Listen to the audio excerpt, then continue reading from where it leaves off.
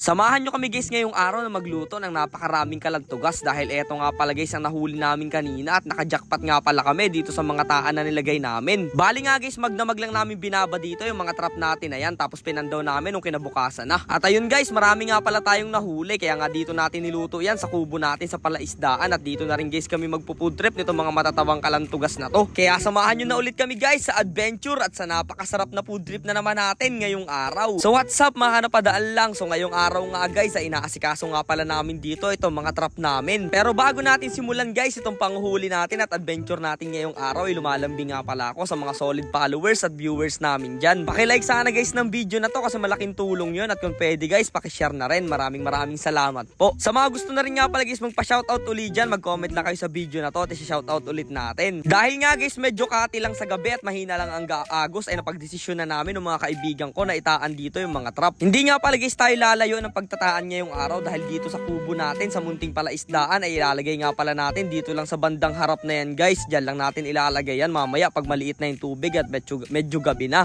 Bago guys dumating yung dilim ay asikasuhin nga pala guys natin to at ikakarga natin dito sa bangka natin si Nemo para mamaya guys ay naka all set na at preparado na lahat. Habang iniintay nga guys namin kumagat dyan yung dilim ay tamang nagkakabilang kami dito sa kubo. Tapos ayan guys maya maya na kung mapapansin nyo ay nagbago na nga pala yung paligid. Medyo madilim na guys at magsisimula na nga pala tayong magtaan. Halos nga guys 20 piraso itong mga itataan natin trap na to at sana guys pala rin at bigyan tayo ni Lord ng blessing para bukas. Ang pagtataan nga pala guys itong mga trap natin ay meron nga pala guys tayong mahabang lubid tapos doon lang guys nakakabit isa-isa yung mga trap na yan para guys kinabukasan pag pinandaw na natin ay sunod-sunod din natin silang itataas. Dapat nga lang guys medyo malalaki yung lubid na gagamitin natin dito dahil mabigat nga pala guys yung mga trap natin na yan pag nasa ilalim na ng tubig. Noong natapos na nga guys kami babalikan na nga lang pala natin yan kinabukasan. So ayun guys maga na babalikan na natin yung mga tinaan namin kagabi. At eto na yung yung buya guys, papandawin na natin. Kasama tayo dito guys, let's go. At eto nga guys, maaga nga kaming tinanghali ng gising dito.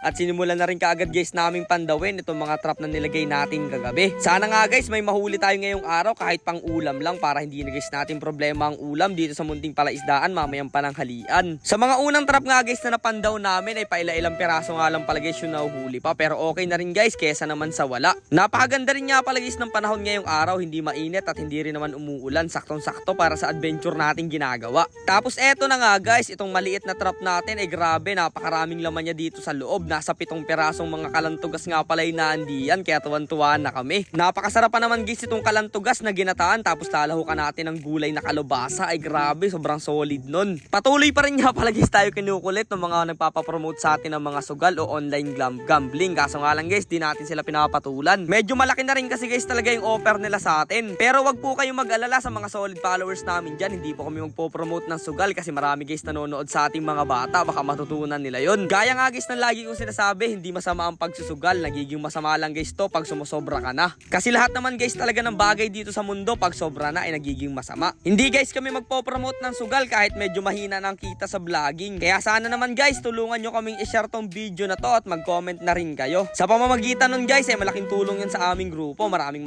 salamat. At eto na nga guys balik na nga pala tayo dito sa mga ginagawa natin ngayong araw. At grabe guys medyo marami rin pala kaming nahuli dito, hindi na namin namalayan. Nagpasiga na nga lang guys kami ng apoy dito sa may munting kubo natin. Tapos ayan guys, agad na rin natin sasalang itong mga kalantugas na nahuli guys natin kanina. Tingnan nyo naman guys, grabe.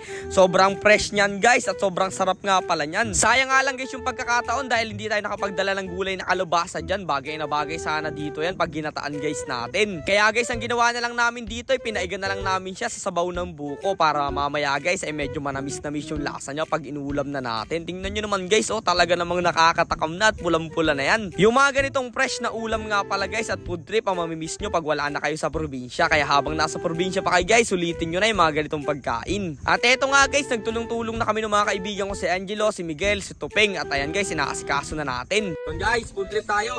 Magdasal muna tayo. Lord, maraming salamat sa blessing at sa mga nahuli namin. Ingatan mo Lord, amen. Eto guys, papapakilang muna namin kasi medyo maaga pa, hindi pa luto yung aming kanin. So papakita lang namin sa inyo yung food trip namin. Maghukay kasi kami dito sa palaisdaan. Kaya mamaya namin ito iulam. Tingnan nyo guys Ayan may aligi siya kahit siya'y maliit pa lang quality.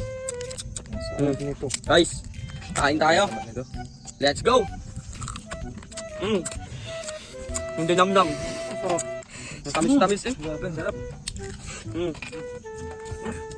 Ang taba ng aligyo. Kaya kung nakarating ka guys sa part ng video na to, maraming salamat sa paglalaan mo sa amin ng oras. Tara, samahan nyo muna kaming pumood trip. Pero bago ang lahat guys, kung nabitin pa kayo dito sa video na to, hanggang dito na lang muna to guys. At lagi kong aasahan at kita-kits sana guys tayo bukas at sa mga susunod pa nating adventure.